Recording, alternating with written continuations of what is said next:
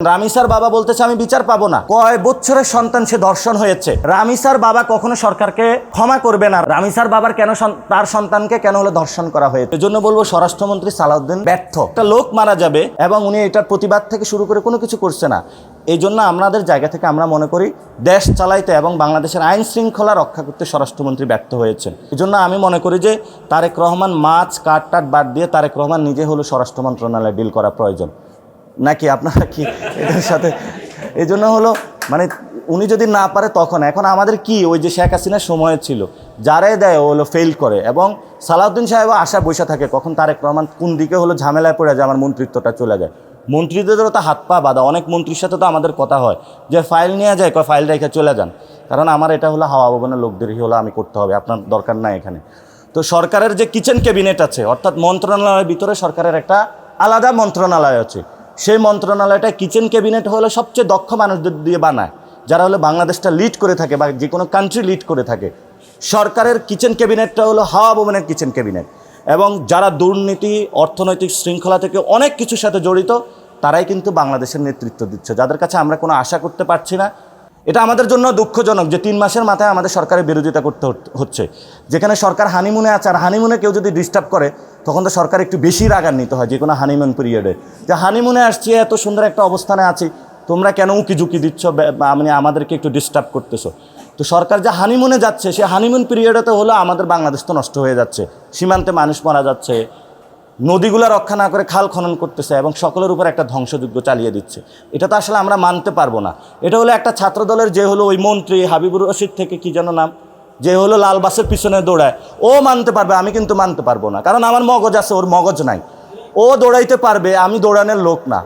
এই জন্য আমরা বলি যে বাংলাদেশে নতুন করে এই জিনিসগুলো হলো সাজাতে পারে। আচ্ছা, আমাদের তো কঠোর অবস্থান নিতে হবে। এখন কঠোর অবস্থান তো হলো এনসিপি নিতে পারবে না, এটা বাংলাদেশের জনগণ নিতে হবে। আপনারা সেটা 5 তারিখে অলরেডি দেখেছেন যে জনগণ যখন বিরক্ত হয়ে যাবে, এই রোমের যে মানুষগুলো আছে বিদ্যুতের যে আজকে অসহায় যন্ত্রণা দিয়ে গিয়েছে, এই মানুষগুলো তো কখনোই এই যন্ত্রণাগুলো ভুলতে পারবে না। রামিসার বাবা কখনো সরকারকে ক্ষমা করবে না। রামিসার বাবা এনসিপি করে না। রামিসার বাবার কেন তার সন্তানকে কেন হলো ধর্ষণ করা হয়েছে। সীমান্তে যে মানুষটা মারা গিয়েছে তার বাবা হলো এনসিপি করে না, সে কোনো দল করে না, সে একটা দলে বুঝে যে আমি বাংলাদেশের ট্যাক্সের টাকা দেয়, বাংলাদেশ আমাকে নিরাপদ করবে। সেই জায়গা থেকে জনগণের মধ্যে ক্ষোভটা হলো ফুসে উঠতেছে। আপনি রাস্তাঘাটে চায়ের দোকানে মানুষের সাথে কথা বলবেন যে চোর তো চুরি করেছে, চোরের উপরে আরও হলো মহা চুরি করতেছে, ভোট তো চুরি করেছে, এখন মনে করছে যে ঠিক আছে অনেক সময় চোরও হলো সাধু হয়ে যায়, কিন্তু এই তো দেখি বড় চোর আর বড় ডাকাতির হলো প্রস্তুতি নিচ্ছে। কারণ ইন্ডিয়া এত কথাগুলো বলতেছে, তারা কোনো কথা বলতেছে না। সে জায়গা থেকে আমরা বলবো যে মানুষ তো নামবেই, সেটাতে এনসিপি ইনশাল্লাহ লিড দিবে, এনসিপি মানুষের সাথে থাকবে ইনশাল্লাহ।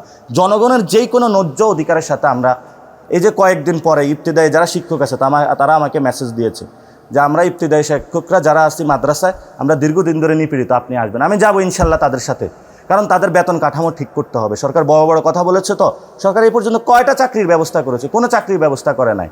সরকার হলো কোথায় কোথায় হলো দূরবীক্ষণ যন্ত্রণ দিয়ে হলো ছাত্রদল যুবদল খুঁজতেছে, আর হাওয়া ভবনের হলো লোক খুঁজতেছে। এই 3 ক্রাইটেরিয়া ছাড়া বাংলাদেশে কোথাও পোস্টিং নেই। তো এটা তো শেখ হাসিনার সময় ছিল যে যুবলীগ কে করেছে, শেখ ফ্যামিলি কে করেছে এবং হলো ছাত্রলীগ কে করেছে। তো ওটা যখন করেছে তখন তো তাদেরকে ওই ধরনের সাইজও করে দেওয়া হয়েছে। ভবিষ্যতেও এমন হবে। এখন অনেকে বলে গণ অভ্যুত্থান হবে না, এখানে তো গণ অভ্যুত্থান না হলে তো আরও জিনিস সুন্দর হবে, তাহলে বিপ্লব হবে বাংলাদেশে। সমস্যা কোথায়? গণ অভ্যুত্থানের তো তাহলে এবার মানুষ সচেতন হয়েছে, এবার বড় জিনিসে যাবে ইনশাআল্লাহ। আর একটু আগে একটা পেজে দেখলাম, সেখানে হলো মাছের পোনা সে ছাড়তেছে হলো ফিল্ডে, অর্থাৎ পুকুরের মধ্যে।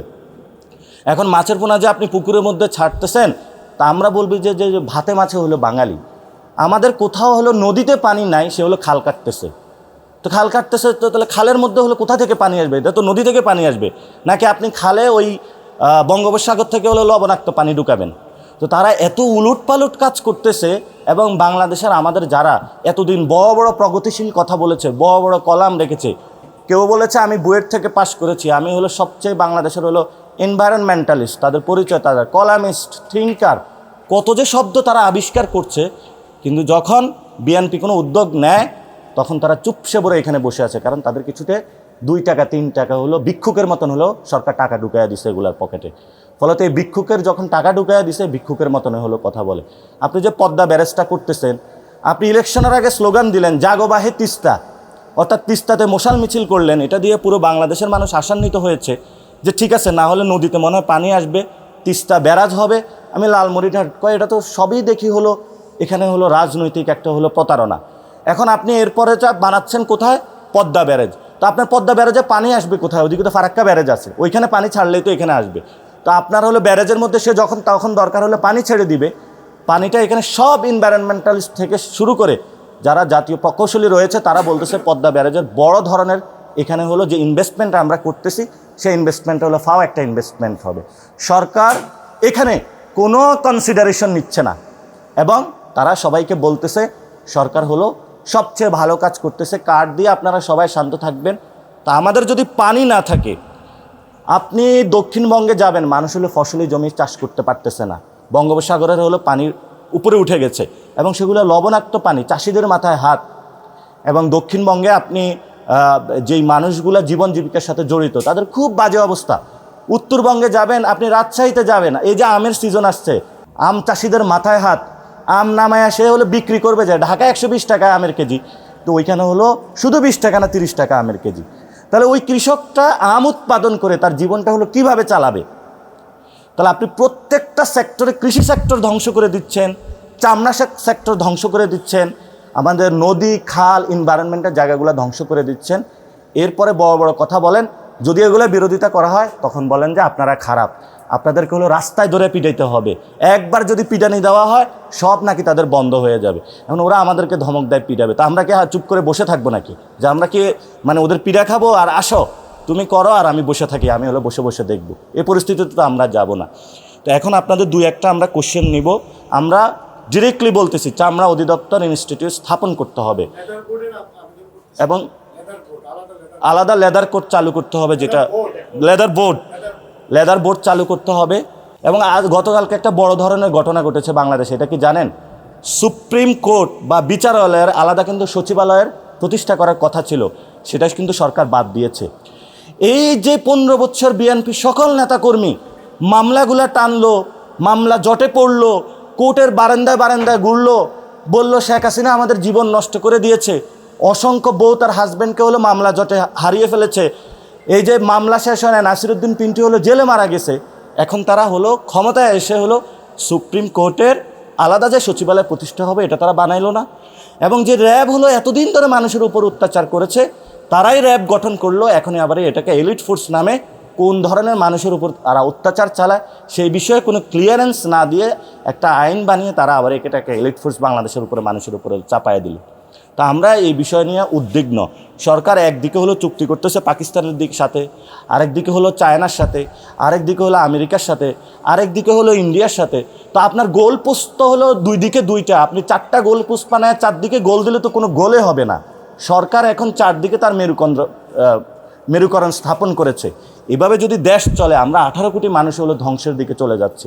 আমরা আশা করব সরকারের শুভবুদ্ধি হবে এবং নতুন বাংলাদেশে আমরা এই যে তারুণ্যের যে স্বপ্ন তৈরি হচ্ছে, একটি নতুন জীবন জীবিকার যে প্রশ্নগুলো, সেই প্রশ্নগুলো আমরা সমাধান করব। যদি সরকার না করতে পারে, আমরা ইনশাল্লাহ যারা তরুণরা আছে আমরাই ক্ষমতায় গিয়ে ইনশাল্লাহ এগুলো বাস্তবায়ন করব। আপনাদের যদি কোনো স্পেসিফিক কোশ্চেন থাকে আপনারা 2-1টা কোশ্চেন করতে পারেন। দেখেন, আমি সীমান্তে গিয়ে দেখেছি যে যারা বিজেপি তারা যে টহল দিবে তাদের সে রাস্তা নাই এবং তাদের বেতন কাঠামো খুবই কম, তাদের অস্ত্র শস্ত্রগুলা আধুনিক না, আধুনিকায়ন করা হয় নাই, তাদের যে গাড়িগুলো দেওয়া হয় সেগুলো আধুনিকায়ন না, এবং পিলখানার মতন একটা হত্যাকাণ্ড দিয়ে তাদের কিন্তু অর্ধেক মেরুদণ্ড ভেঙে দেওয়া হয়েছে। এই বাহিনীকে এখনও গড়ে তোলা হয় নাই এবং তাদের অনেক জায়গায় তাদেরকে হলো রেস্ট্রিকশন দিয়ে রেখেছে তারা। তাহলে আমরা বিজেপিকে যদি শক্তিশালী করতে পারি, এবং এটা স্বরাষ্ট্র মন্ত্রণালয় থেকে কোনো ধরনের উদ্যোগ নেওয়া হচ্ছে না, কারণ উনি যদি উদ্যোগ নেয় তাহলে তো ওনার কক্সবাজারে আর ইয়াবা ঢুকবে না, ঢুকবে ইয়াবা? ঢুকবে না। উনি যদি উদ্যোগ নেয় তাহলে হলো দুলুভাইয়ের এলাকা দিয়ে তো আর গরু ঢুকবে না। উনি যদি উদ্যোগ নেয় যে কসবা সীমান্তে তো বাংলাদেশে হলো ফেন্সিডিল ঢুকবে না। এই জন্য হলো সরকার এখানে ফেন্সিডিল ব্যবসা করার জন্য যারা মন্ত্রী এমপি ইলেকশনের সময় টাকাগুলো যে ছাড়ে, এই ফেন্সিডিল ব্যবসা 5 বছর করে, ইয়াবা ব্যবসা করে এবং যত উল্টাপাল্টা সব কিছু ব্যবসা করে, তখন জনগণের উপরে হলো অগণতান্ত্রিক ইঞ্জিনিয়ারিং মাধ্যমে একটা ইলেকশন তারা চালিয়ে দেয়।